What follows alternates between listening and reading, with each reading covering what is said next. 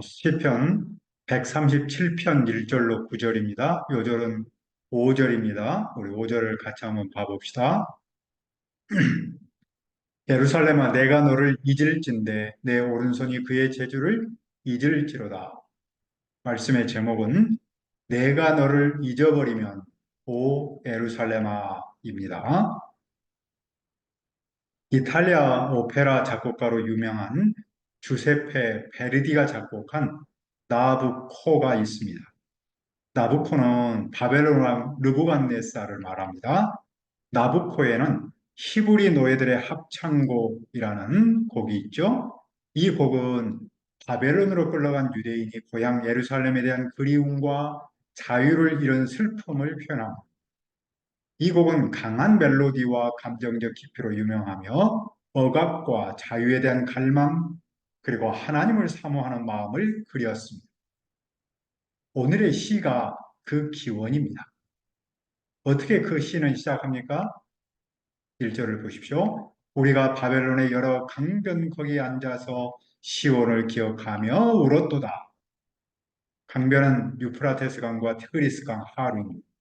주전 586년 바벨론 왕 느부갓네살은 예루살렘과 성전을 무너뜨렸습니다. 그리고 많은 유다 백성을 바벨론으로 포로로 끌고 갔습니다. 유대인은 유프라데스 강 수로 중 하나인 그발강 근처에서 살았습니다. 그들은 바벨론 강들 곁 그곳에 앉았습니다. 이곳은 수로를 정리하여 물이 풍부하고 곡식도 풍성했습니다. 강변은 보통 풍요와 기쁨을 상징했습니다. 바벨론에서 많은 유대인의 생활도 나쁘지 않았습니다. 그런데도 유대인은 먼 땅에서 잡혀온 이방인에 불과했습니다. 특히 믿음의 사람은 신앙에서 많은 부분을 잃어버렸습니다. 유대인은 그곳에서 무엇을 했습니까? 그들은 그곳에서 시온을 기억하며 울었습니다. 그들은 나라 잃은 서름과 예루살렘을 향한 그리움 그리고 하나님을 향한 사모로 울었습니다. 현대의 기독교는 기쁨과 성공을 강조하고 상대적으로 울음을 소홀히 여깁니다. 기쁨은 강한 믿음의 표현으로 생각하지만 울음은 약한 믿음의 표현으로 여깁니다. 하지만 하나님을 향한 울음은 하나님을 향한 신뢰의 표현입니다. 하나님은 우리의 울음을 들으시고 울음을 위로합니다. 따라서 우리의 신앙 여정에서 하나님을 기억하며 우는 일은 대단히 중요합니다. 바벨론 강가에 앉아 시온을 기억하며 울었던 유대인은 수금을 어떻게 했습니까? 2절입니다. 그 중에 버드나무에 우리가 우리의 수금을 걸었나니 버드나무는 슬픔과 서름을 상징합니다. 버드나무가 바람에 흔들리는 모습은 포로로 사는 유대인의 마음을 표현합니다. 수금은 비파죠. 성전에서 하나님을 찬양하기 위해 사용했던 악기 중 하나였습니다. 그런데 그들은 기쁨과 감사를 노래해야 할 악기를 버드나무에 매달았습니다. 감사와 찬양 그리고 생명의 풍성함을 연주하는 악기는 죽은 악기가 되었습니다. 그들에게 악기는 저는 소용이 없었습니다. 왜 유대인은 그 악기를 그렇게 합니까? 그들은 3절에서 고백했습니다. 이는 우리를 사로잡은 자가 거기서 우리에게 노래를 청하며 우리를 황폐하게 한 자가 기쁨을 청하고 자기들을 위하여 시온의 노래 중 하나를 노래하라 합니다. 바벨론에서 포로로 사는 그들이 악기를 버드나무에 매단 이유는 유대인을 사로잡은 자들이 그들에게 노래를 청했기 때문입니다.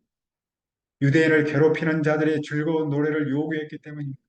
그들은 유대인에게 시온의 노래 중 하나를 불러라 라고 했기 때문입니다. 그 요구는 시온과 하나님을 조롱한 겁니다. 왜냐하면 그들의 요구는 내 하나님이 어디 있느냐라는 뜻이기 때문입니다. 사로잡은 자들은 사로잡힌 자들의 약점을 꼬집습니다. 유대인은 이 말을 들으면서 예루살렘이 무너졌을 때 느꼈던 그 아픔을 다시 더 깊이 느낍니다. 유대인은 어떻게 합니까? 4절을 보십시오. 우리가 이방 땅에서 어찌 여호와의 노래를 부를까? 여호와의 노래는 시온의 노래죠. 그들은 이방 사람의 재미를 위해 여호와의 노래를 부를 수 없었습니다. 그들은 바벨론의 요구를 단호하게 거절했습니다. 왜냐하면 그들은 성전에서만 여호와의 노래를 불러야 하기 때문입니다. 여호와를 찬양할 때만 여호와의 노래를 불러야 하기 때문입니다. 그러면 시인은 예루살렘을 향해 어떤 마음을 품었습니까? 5절을 다시 한번 봅시다.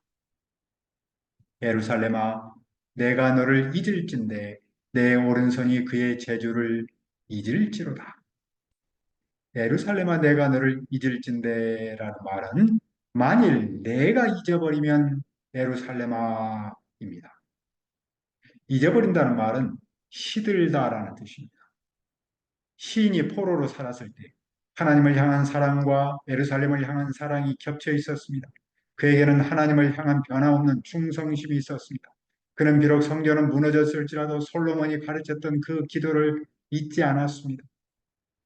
자기를 잡아 간 적국의 땅에서 온 마음과 온 뜻으로 주께 돌아와서 주께서 그들의 조상들이 주신 땅, 곧 주께서 택하신 성읍과 내가 주의 이름을 위하여 건축한 성전 있는 쪽을 향하여 주께 기도하거든.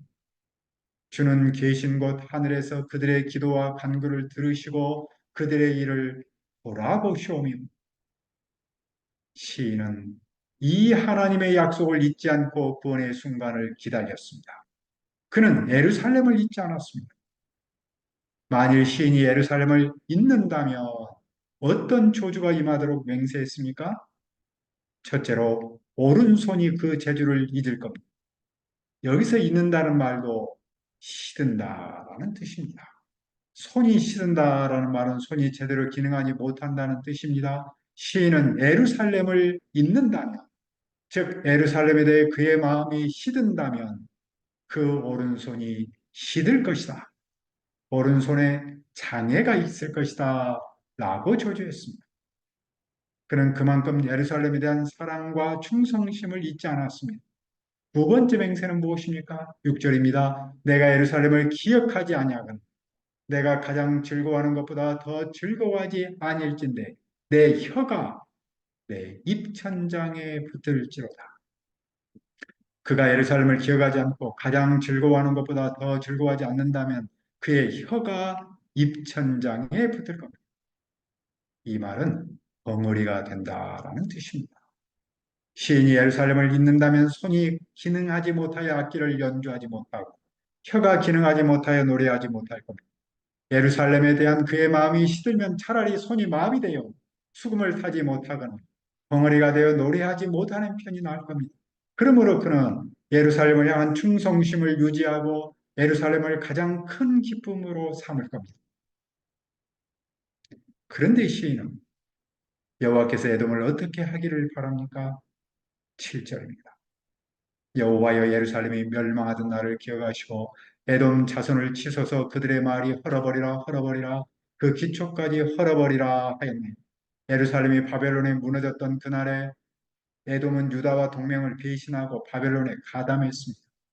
그들은 예루살렘을 향해 이렇게 말했습니다. 헐어버리라 헐어버리라 그 기초까지 헐어버리라. 그 기초는 토대인데 도시의 토대를 말하면서 영적인 토대까지를 포함합니다. 헐어버리라 라는 말은 옷을 발가벗겨서 수치스럽게 한다라는 뜻입니다. 기초까지 헐어버린다라는 말은 완전한 멸망을 뜻합니다. 에돔은 예루살렘이 완전히 망하여 수치를 맛보도록 했습니다. 시인은 여호와께서 예루살렘이 멸망하던 날을 기억하기를 바랍니다. 그는 여호와께서 에돔을 심판하기를 바랍니다. 또 시인은 바벨론이 어떻게 되기를 바랍니까? 8절을 봅시다. 멸망할 딸 바벨론아 네가 우리에게 행한 대로 내게 갚는 자가 복이 있으리로다. 시인은 바벨론이 예루살렘을 파괴했듯이 그들도 파괴되기를 바랍니다. 그는 하나님께서 예루살렘을 대신해서 바벨론을 심판하기를 바랍니다. 어느 정도 심판하기를 바랍니까? 그 어린 것들을 바위에 메어치는 자가 복이 있습니다. 어린아이를 바위에 메어치는 일은 고대 전쟁에서 도시를 점령한 후 있었던 잔혹한 행위였습니다. 어린아이를 살해한 일은 다음 세대를 없애는 일이어서 완전한 파멸을 뜻합니다. 시인은 여호와께서 바벨론에 그런 심판을 하시도록 기도합니다. 오늘 우리는 시인의 폭력적 보복을 공감하기가 쉽지 않습니다. 하지만 그것은 보복 자체가 아니라 하나님의 정의를 세우는 일입니다. 불의와 억압의 세상에서 정의를 세우는 일은 대단히 중요합니다. 하나님의 살아계심의 표현 중 하나는 정의를 세우는 데서 나타난 시인은 복수 자체가 아니라 정의를 세워주시도록 기도합니다. 오늘 우리도 이 땅에 정의를 세워주시도록 기도해야 합니다. 지금까지 시인은 두 개의 성을 노래했습니다. 그 노래는 한 성에 대한 사모와 함께 다른 성에 대한 저항이었습니다. 그는 예루살렘과 바벨론을 왔다 갔다 했습니다. 예루살렘은 하나님의 함께 하심을 상징했고 바벨론은 하나님의 손길을 거부함을 상징했습니다. 그런데 그는 하나님의 손길을 거부하고 하나님을 조롱하던 세상에서 살았습니다. 하지만 그는 그들의 요구를 받아들이지 않았습니다. 그는 그들에게 하나님의 노래를 절대로 하지 않았습니다. 그는 오히려 예루살렘을 절대로 잊지 않았습니다. 오늘의 시를 통해 우리는 무엇을 배웁니까? 우리도 어떤 상황에서 예루살렘을 잊지 않아야 합니다. 우리의 예루살렘은 어디입니까? 그것은 하나님을 처음 만난 곳이며 하나님을 처음으로 섬기는 곳입니다. 비록 우리가 삶의 현장에서 아픔을 겪고 신호를 만날지라도 처음 만난 그 하나님을 잊어서는 안 됩니다. 오히려 우리는 그 하나님을 기억하며 그 하나님을 사모하며 울어야 합니다. 왜냐하면 하나님은 지금도 우리와 함께 하시고 우리를 가장 좋은 길로 인도하시기 때문입니다.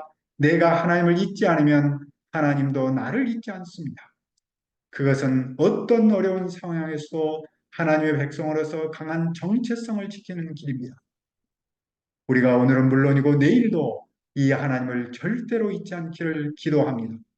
하늘에 계신 아버지 하나님, 우리가 어떤 상황에서도 하나님을 처음 만난 그곳, 하나님을 처음으로 섬긴 그곳을 잊지 않도록 도와주옵소서. 우리가 삶의 현장에서 비록 아픔을 겪고 신호를 만날지라도 처음 만난 그 하나님을 잊지 않도록 도와주옵소서. 오히려 우리가 그 하나님을 기억하며 사모하며 울 수 있도록 인도하여 주옵소서. 우리가 어떤 상황에서도 하나님의 백성으로서 강한 정체성을 지키고 오늘은 물론이고 내일도 하나님을 절대로 잊지 않도록 도와주옵소서. 감사함의 예수님의 이름으로 기도합니다. 아멘.